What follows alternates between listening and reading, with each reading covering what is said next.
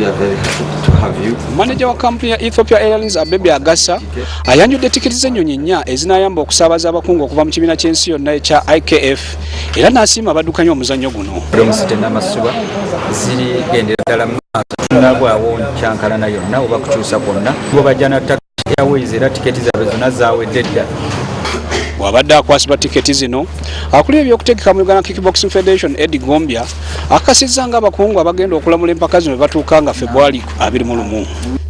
Mu kiseera kyekimu Jackot alinze kutuuka mu Kampala bw'aweereza obubaka obuwera nti agenda kwavuza Bukenya. Gombya agamba obuzito bw'olulwana luno bukyabeetaaza obuyambi okuva mu bantu abatali bamu obuyinza okuba obw'ensimbi oba okudduukirwa mu ngeri endala yonna.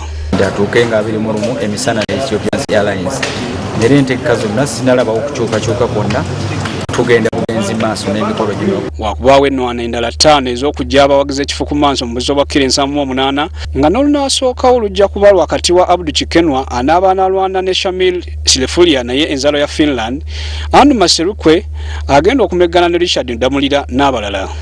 Mu kiseera kino Mukenya ali mu kutendekebwa okwakasa mmemme nga ayambibwako Munnayuganda munne Ronald Mugula. Frank Serugo, WSTV, Kampala.